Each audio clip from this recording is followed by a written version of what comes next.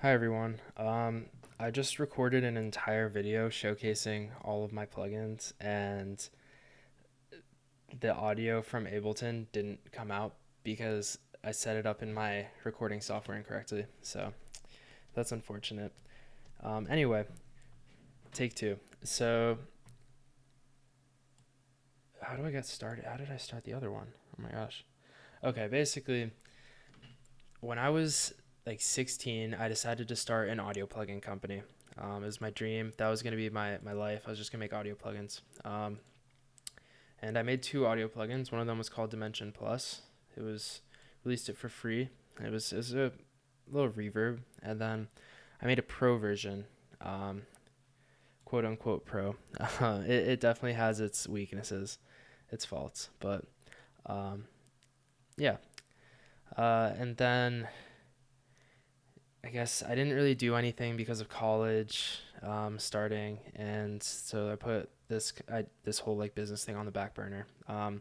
Then sophomore year of college, I was taking a music theory class, and I was I had we had to write these compositions, and like we had to basically he would give us like a key or something and like a bunch of chord rules, or like the homeworks would be really annoying. We'd have to just do stuff with like these keys and scales, and me being an engineer decided to write a computer program to do it for me.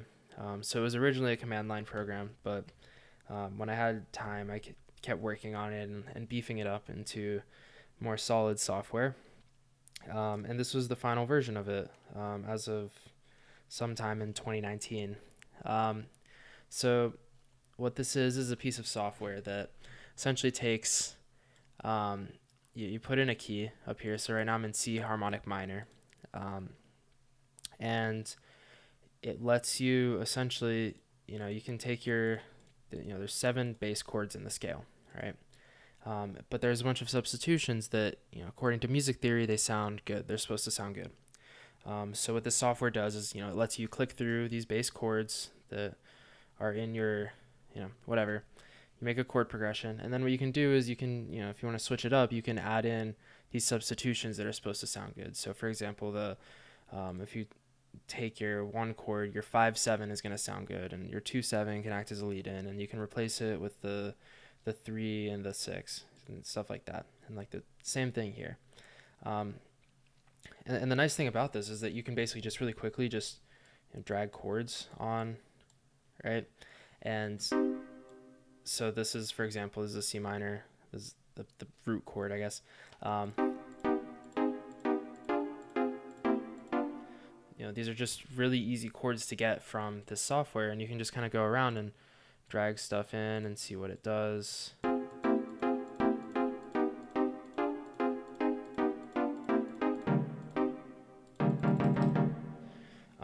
So I don't know, it's pretty neat. I'm actually gonna clear this, get rid of that nice thing, and then it says your company, Harmony Helper.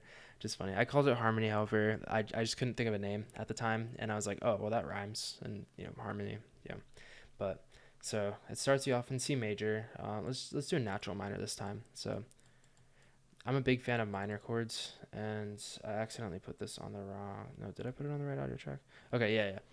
Another thing, important thing. So I have this on audio track or on MIDI track 1. Okay, MIDI track 2 is where my serum is. Now Ableton doesn't do well, or at least at the time I wrote this, it didn't really work well with these plugins that would, like the VST plugins that would output MIDI. So what you got to do is you got to go into your options for this, set your input. I'll set my input to 1 MIDI, and instead of post FX, I'll set Harmony Helper, right? So now my MIDI is going from track 1 Harmony Helper essentially into track 2 MIDI. It's going into the left here for the MIDI. So we start with our C minor, and this lets you.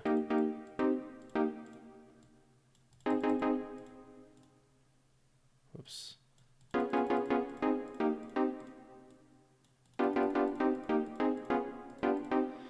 You can get a bunch of chords, all right? I'm just gonna look up on my phone just random chord progression.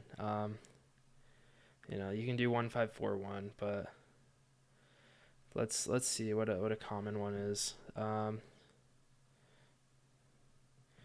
Sure. 1 7. We got the 1. Let's do the 7. 6 7. Okay.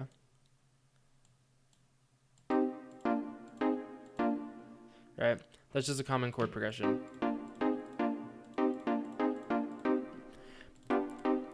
Let's say we wanted to switch it up, right? So I can go here, take my substitutions, take this one.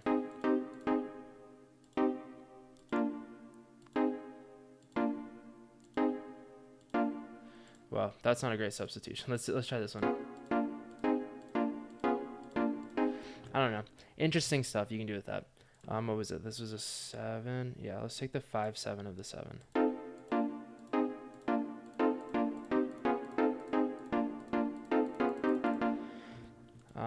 And it essentially lets you play around. Let's just take the 3 over here.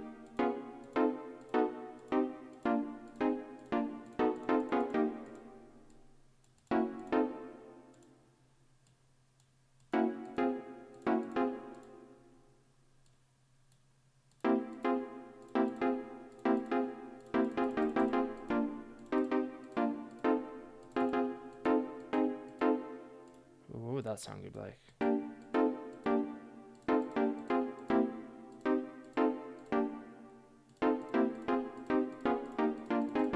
Anyway, it lets you just do interesting stuff with chords. You can save presets. I don't know. I think it works. Yeah. I think the presets loading and saving works. If not, I'm not going to update this. I'm just wrote this in 2019. This is the completed version. Anyway. Yeah, okay. Let's just get a nice little chord progression. Let's see.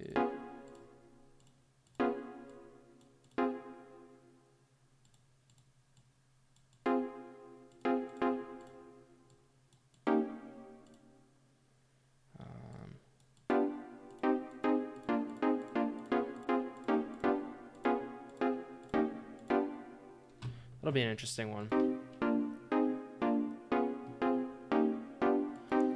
Oh, I forgot to tell you. Yeah. This is in the previous video. So these are basically, this says C minus 1, right? That's the MIDI note you'll essentially play. Ableton they start off at -2, but I know other DAWs start off at -1 or even 0. But yeah, basically these correspond to the notes, and you can just, the same as I'm clicking here, you can just play through the 16 little pads. But anyway.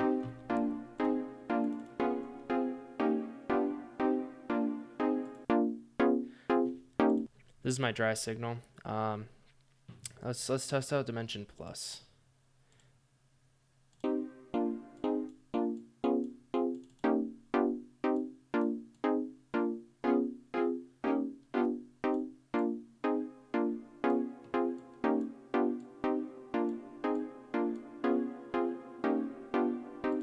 Now, one thing I wanted to do as part of physically modeling stuff, I wanted to change the direction that it was coming from, right? I wanted to be able to do that. So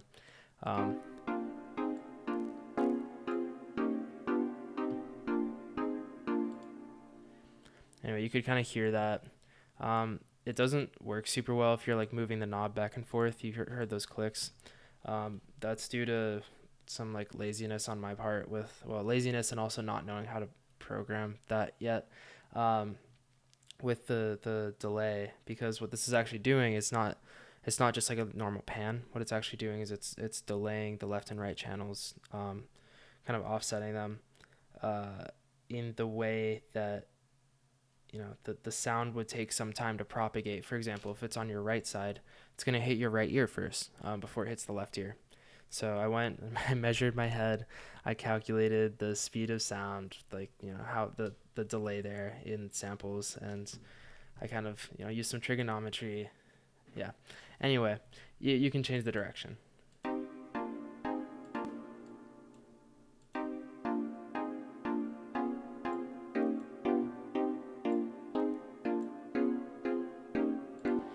And that's why it sounds a little bit more realistic than like if you're just if you're just panning, you know?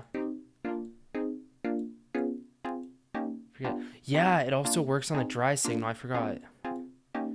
Check it out. So you could use this plugin as just like straight up to do that on a dry signal. That's kind of cool. I forgot I implemented that. Anyway, you got the reverb too.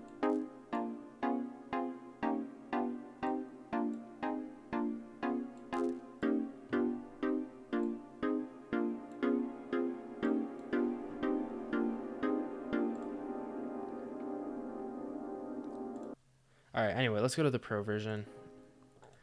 So this one, there's some things that looking back on it, I really don't like, and I don't know why that I made those design choices. But um, this was the one that ended up getting sold. I got like 12 copies of it sold. A few of them for $15. Most of them for $7, $8. It was like $7.99. Um, yeah, it didn't sell too well. I think part of it was I didn't know how to market. I didn't know how to do anything, man. I was just a little high schooler. Anyway, um, so that's one of the things I don't like. If you adjust the size knob, it just mutes it. It's kind of unfortunate. You also got a pre-delay here, which this pre-delay is crazy long.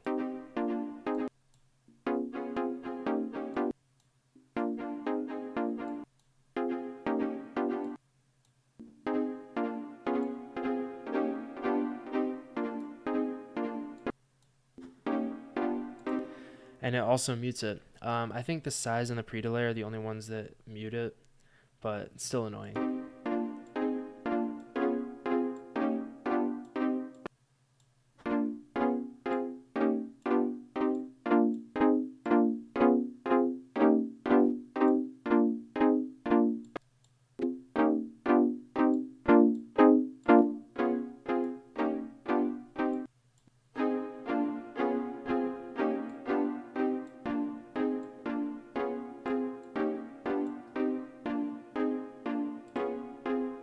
You can do just the mid channel or just the side channel reverb.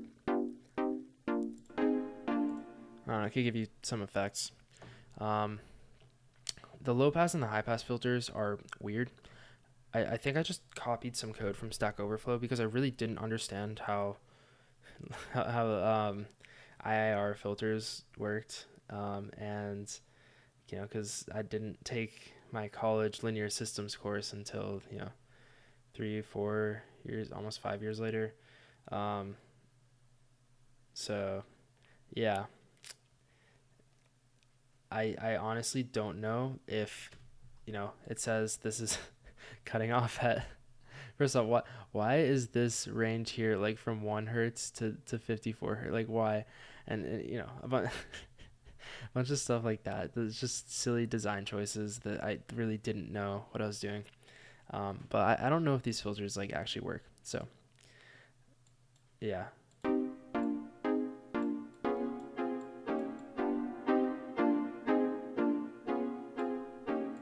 right. Like something is off about that low pass. Like something in the way that I ended up doing this.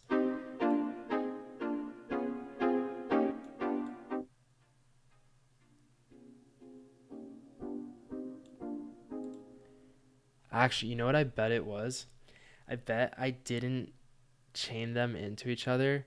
I probably just took the low pass and the high pass and like had them parallel to each other and then added them together. That might have been what it was.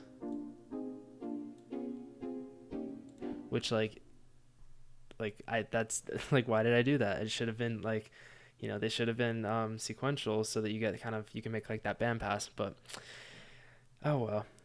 Anyway, it's authentic. It's my plugin that I made when I was in high school. All right. Well, it's 1 a.m. I'm gonna let you go, but thank you for listening to my thing. I didn't. Oh no, I haven't. There's another plugin that I'm gonna like release whatever, and that is a filter plugin that I wrote. I guess before my linear systems class, but after I understood kind of how biquad filter works. So I wrote a filter plugin as well. It's really bad. It was mostly just for me to learn this stuff. That's what all of these were. It was just me trying to learn something, trying to apply that to in the real world. So yeah. Anyway, yeah, I have a final tomorrow. So goodbye.